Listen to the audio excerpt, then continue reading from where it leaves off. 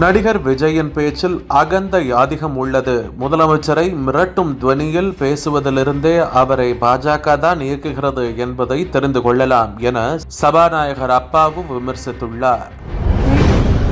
சிவகங்கை மாவட்டம் காளையார் கோவிலில் இயங்கி வரும் ஆதி திராவிடர் சமூக நீதி விடுதியில் விடுதி காப்பாளனியாக பணியாற்றி வரும் லட்சுமி விடுதி மாணவிகளை மத மாற்றத்திற்கு கட்டாயப்படுத்துவதாகவும் மறுப்பவர்களை வன்கொடுமை செய்வதாகவும் குளியலறை மற்றும் கழிவறை பயன்பாட்டில் மாணவிகளுக்கு பாரபட்சம் காட்டுவதாகவும் உணவுப் பொருட்களில் ஊழல் செய்வதாகவும் அதிர்ச்சி தகவல் வெளியாகியுள்ளது என வீடியோ ஆதாரத்தை வெளியிட்டு அரசின் சமூக நீதி விடுதிகளில் மதமாற்ற சம்பவம் அரங்கேறி வருவதாக தமிழக பாஜக தலைவர் நயினார் நாகேந்திரன் குற்றம் சாட்டியுள்ளார்.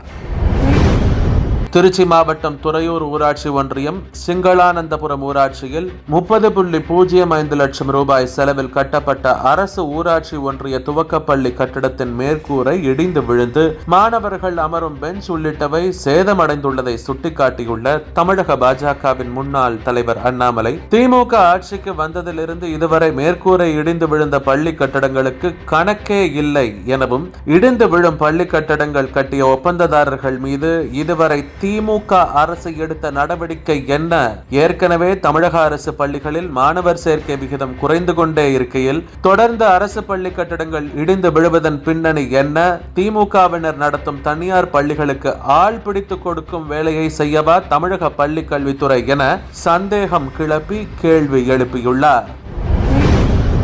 ஒன்றை புரிந்து ஆராய்ந்து கற்க வேண்டுமெனில் தாய்மொழி கல்வியே அவசியம் என தெரிவித்துள்ள மத்திய கல்வித்துறை அமைச்சர் தர்மேந்திர பிரதான் தமிழ் மொழியை கற்க தாம் விரும்புவதாக தெரிவித்துள்ளார்.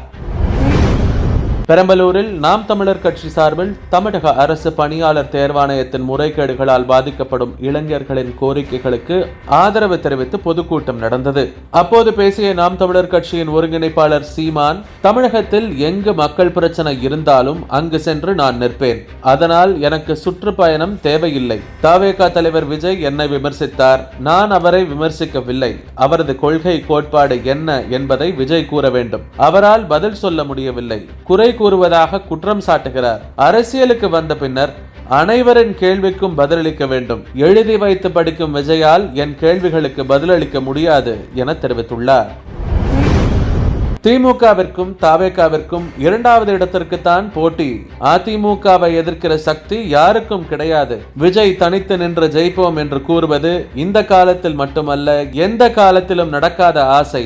அவர் முயற்சி எல்லாம் வீணாகும் என தெரிவித்துள்ள அதிமுக முன்னாள் அமைச்சர் ராஜேந்திர பாலாஜி, அதிமுக கூட்டணிக்கு விஜய் வர வேண்டும் என வெளிப்படையாக அழைப்பு விடுத்துள்ளார்.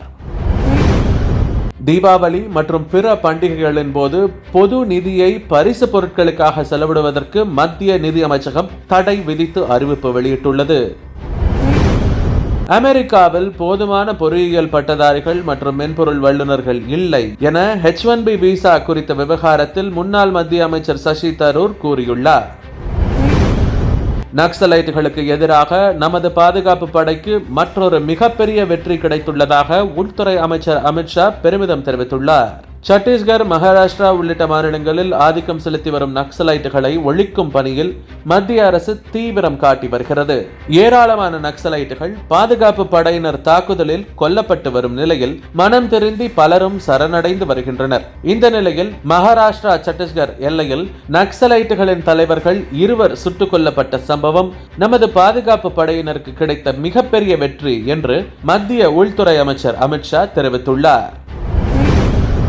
H1B விசா கட்டணத்தை அமெரிக்கா உயர்த்திய நிலையில் அந்நாட்டு வெளியுறவுத்துறை அமைச்சர் மார்க் ரூபியோவை ஐக்கிய நாடுகள் சபையின் கூட்டத்தின் இடையே மத்திய வெளியுறவுத்துறை அமைச்சர் ஜெய்சங்கர் சந்தித்து பேசினார்.